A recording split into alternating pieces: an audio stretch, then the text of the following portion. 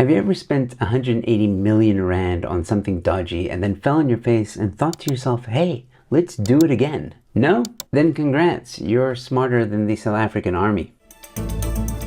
Issues of vibrators. To make sure that we leave no stone unturned. Did I hear that correctly?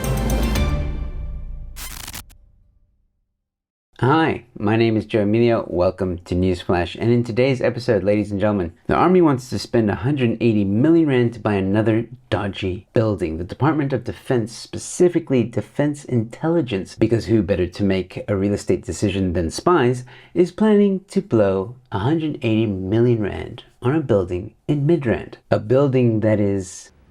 wait for it, already raising red flags. Yes, the same Defense Department that was slapped by the High Court for trying to sneakily buy another sketchy building in Pretoria is at it again. This time just a few kilometers up the road. But nothing says we've learned our lesson like committing the same mistake again, but in a slightly different location. Now let's talk about this Midrand building. It's supposed to house Defense Intelligence, which makes sense because when I think intelligence, I think buying a possibly defective property for the price of a small island. This is the same department that claimed they urgently needed buildings for classified operations. Totally diabolical. Yeah, sure. Classified operations. Like what? Watching TikTok videos on yours truly? So this building in Halfway Gardens. Yes, Halfway Gardens. Which is fitting because our government's logic is always halfway there. Apparently doesn't even meet all the standards. And yet they're eagerly trying to drop 180 bar on it. Okay, I just want to interrupt for one quick second because I have an important announcement. I've been nominated as a finalist in the Free SA Young Leaders Awards under the media category. If you've been enjoying what I'm doing here on Newsflash, then please do me a solid. Go vote for me. Just click the first link in the description or the pinned comment. Every vote helps. Let's make this happen.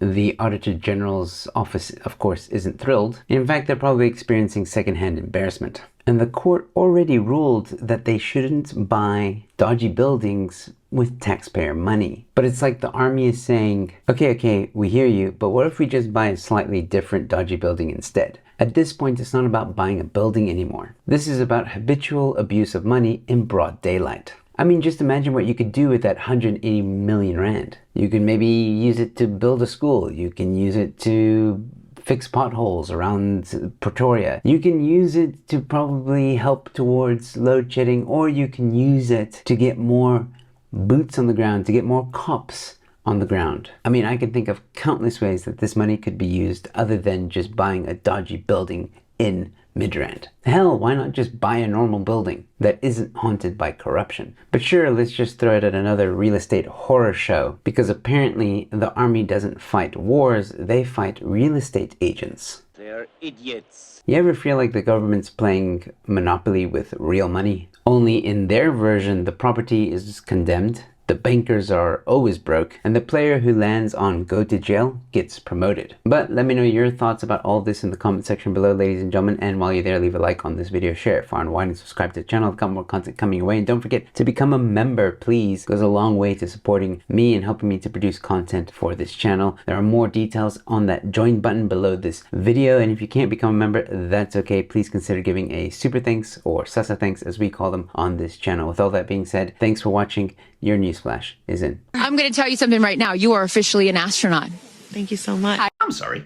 You get a glorified Uber to the very edge of our atmosphere for 11 whole minutes, and then all of a sudden you're a fucking astronaut. Well, in that case, I cut myself the other day and had to put a plaster on. I guess that makes me a fucking surgeon. I brushed my teeth earlier. I guess now I'm a fucking dentist. I had to run to catch the train the other day. I guess now I'm an Olympic sprinter / train fucking driver. On my last trip, I went for a little swim in the sea. I guess now you can call me a ginger fucking dolphin. And I went to the Harry Potter studios a while back. I guess now you can call me Ron fucking Weasley.